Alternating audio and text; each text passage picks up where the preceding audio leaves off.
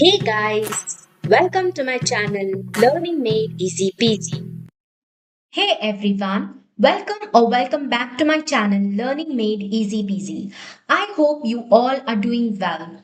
We are very happy to announce that we have completed the history series of Karnataka state government published textbook right from 7th standard to 10th standard.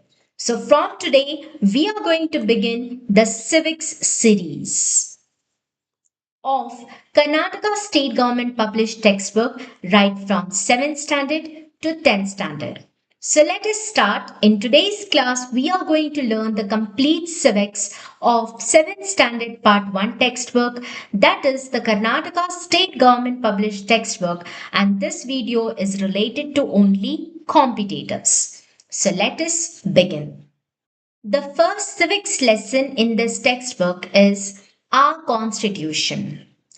Constitution means a set of basic rules followed by a country. Who doesn't know this? Yet, this is important. What is the Constitution? It is nothing but a set of basic rules. Constituent Assembly. Dr. Rajendra Prasad was elected as its first president when the assembly first met for the first time. And when did the Constituent Assembly meet for the first time? They met on 9th December 1946. 299 members were there in this first meeting of the Constituent Assembly. You can also say that the first session of the Constituent Assembly was held on 9th December 1946. Well, this date is very important. Please remember the first session of the Constituent Assembly took place on 9th December 1946. And who was the first president of the Constituent Assembly? It was Dr. Rajendra Prasad. And how many members were there? There were 299 members who participated or who attended the Constituent Assembly. Coming to the drafting committee, very important committee. This was the committee which was responsible for the drafting of the Constitution. The chairman of the drafting committee was Dr. B.R. Ambedkar. Again, very important. Ambedkar was the first law minister of India from 15th August 1947 to 26th January 1950. Again, the dates are important, and also remember that Ambedkar was the first law minister of India.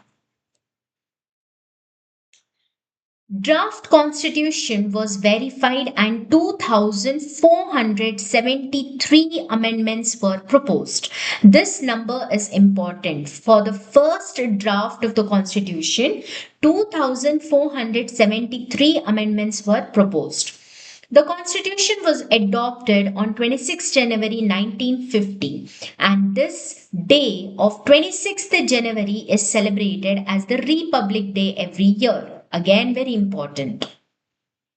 On 26 November 1949, the Constitution was approved by the Constituent Assembly. Approved, said yes, they agreed.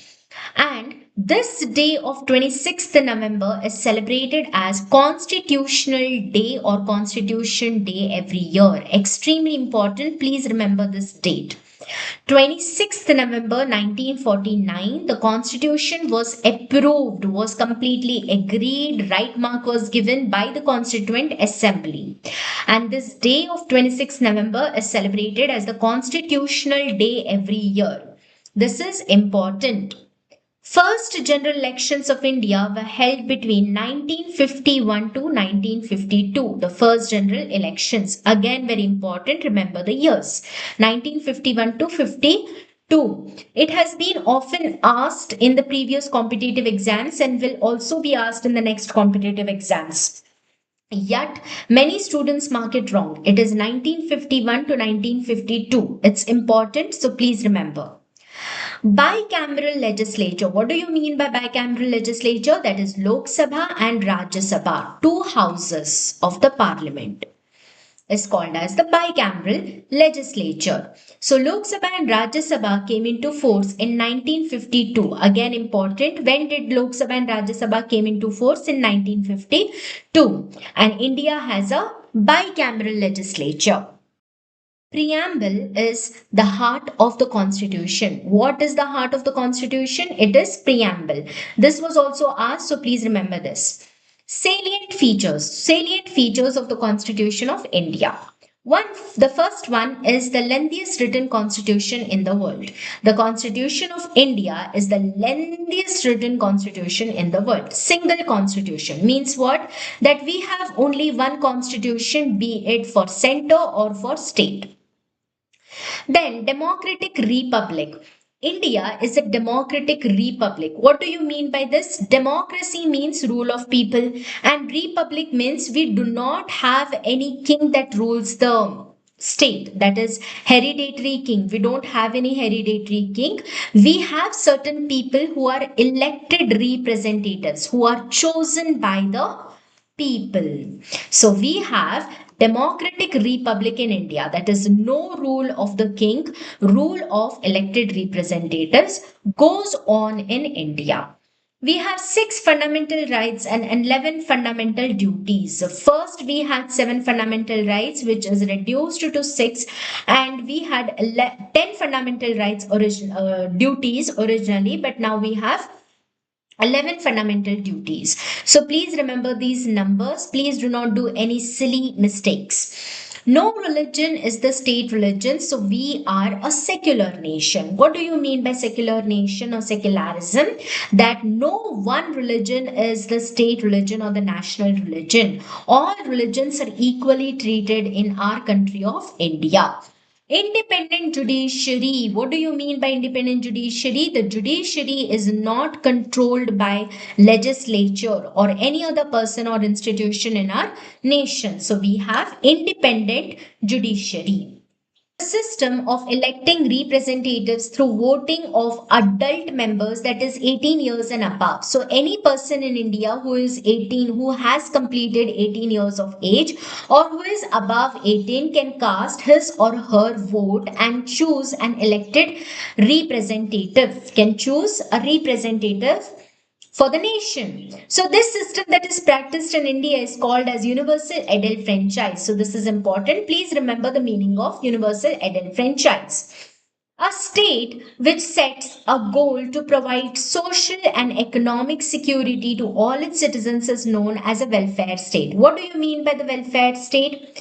See, welfare state is nothing but a system that is organized by the government, in which the government tries to provide freebies, that is free services, or sometimes even money to the people who cannot provide it for themselves, that is to the people who are jobless or the people who are ill or bedridden. Such people, they cannot provide for themselves, so government comes to rescue of such people, and the government tries to provide some free services and money to these people so that they are helped, and so that every person of the nation, that is every member of the nation, is happy, convenient, fulfilling, and lives a secured life. This system that is provided by the government is called as the welfare state, or the state, the country that follows such system is called as the welfare state. I hope the meaning of welfare state is clear. The welfare state is also very important. Please remember the meaning, the concept well. India is the largest democracy in the world. Who doesn't know this? Still, please remember this. It is important. This person, can you see here? He is Rajendra Prasad, the first president of Constituent Assembly. And this person over here, he is Dr. B.R. Ambedkar. He was the president of the drafting committee of the Constituent Assembly. And he is the person because of whom today we have our own constitution. The very important, very renowned, very significant person who has played a significant role in drafting the Constitution of India. I hope this is clear. Here we have completed the first lesson. Second lesson is fundamental rights and duties. What do you mean by a right? A right means the authority that is given to a citizen. Fundamental rights are the constitutional rights. Now, what do you mean by this? What do you mean by constitutional rights? These fundamental rights are mentioned in the Constitution of India. clearly. That is why these fundamental rights are also called as the constitutional rights, because they are mentioned in the Constitution of India. So let us see the six fundamental rights. Originally, if you see that we had seven fundamental rights, but the right to property that was there, it was first the fundamental right, but later it was removed from the fundamental rights and now it is a legal right and made a legal right. So, the right to property is no more a fundamental right. That is why today we have six fundamental rights. Which are those? The first one is the right to equality. What does this right talk about? It says that everyone are equal before the law, no matter who you are. You are a poor person or just a normal common person, a businessman or a politician, no matter who you are, the law is same for each and every person, each and every citizen of this country. So right to equality is the first right.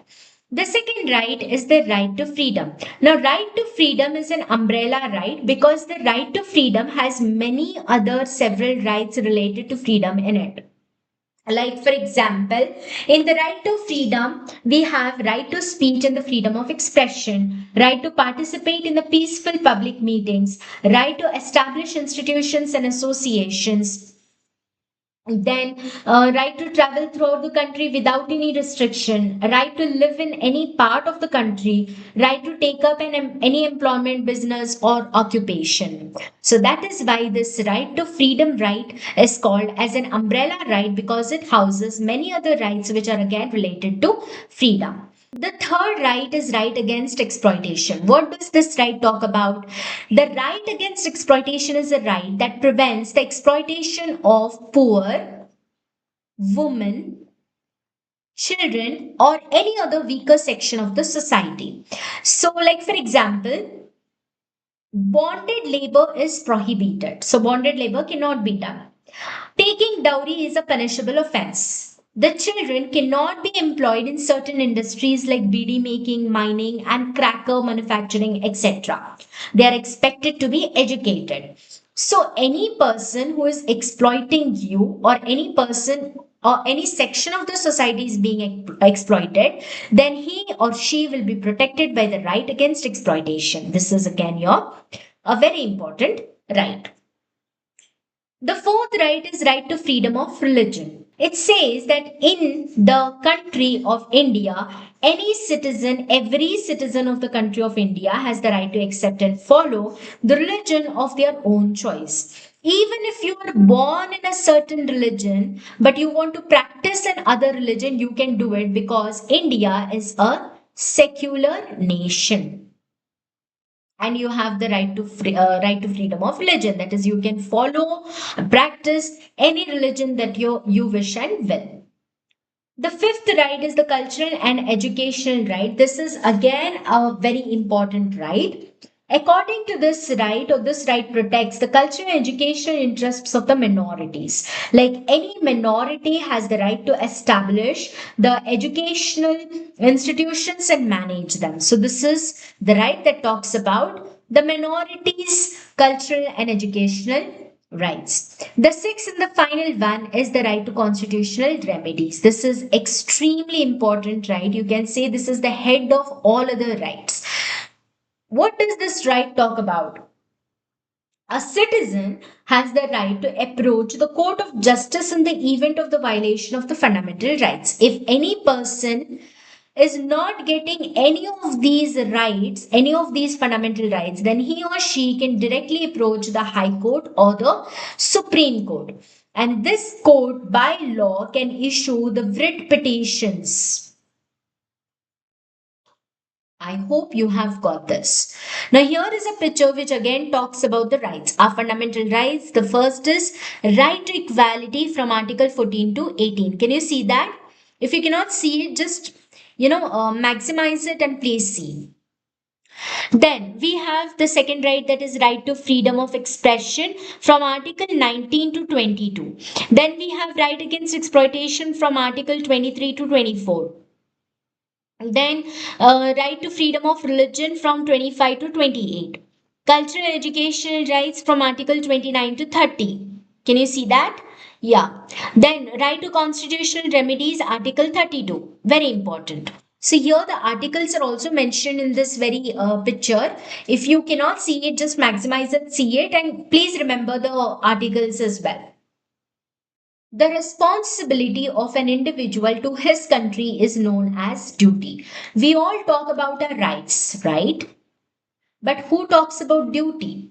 How many of us talk about duty? Is a question.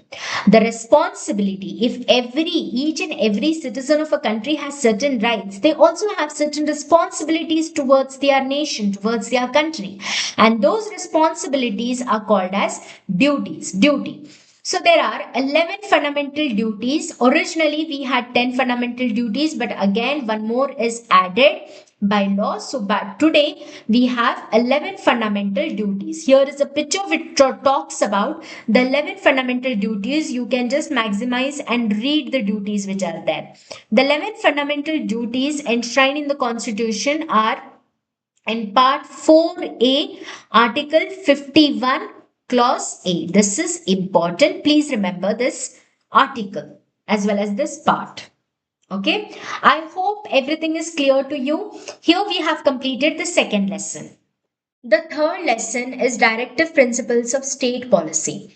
What do you mean by the directive principles of state policy? See, directive principles of state policy are nothing but these are the guidelines for the Indian government that outlines the goals for social and economic development. These directive principles are given by the government for the government to run the government in a specific manner. And it is important why? To provide a welfare state. Now again, what is a welfare state? Welfare state is a system that is organized by the government to provide some free services, or money to the people who cannot provide it for themselves, like to the people who are jobless or ill, whose duty it is to look after their happiness and satisfaction. It is the duty of the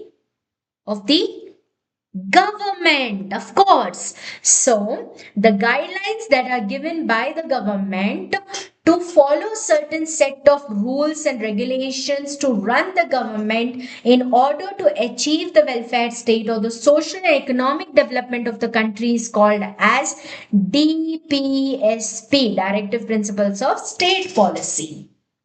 See over here, directive principles of state policy included in the Constitution are social justice to the weaker sections, important. Women and child welfare, again important. Labor welfare, important. Aid to the helpless. Uniform code of law to all. Prohibition of liquor. Agriculture and association of animal husbandry, environment, protection of historical monuments, international peace and security, etc. The list just goes on. Here we have the picture that talks about the DPSP. See over here. We have to provide justice and legal, that is, the government has to do that. Environmental protection and monuments, protection of monuments, peace and security, economic and social, development, political and administrative, all these things comes under the DPSP. I hope this is clear to you. Here we have completed the third lesson as well, and we have completed the complete civics of 7th standard part 1 textbook, that is the Karnataka state government published textbook. I hope this class was helpful. Thank you. Thank you for watching. Please do like, comment, share, subscribe to my channel, and don't forget to press the bell icon. Thank you.